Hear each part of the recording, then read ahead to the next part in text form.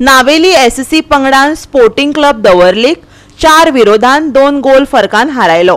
जीईए तिसरी विभागी league football सर्त धर्मापूर खेळामळार रंगली।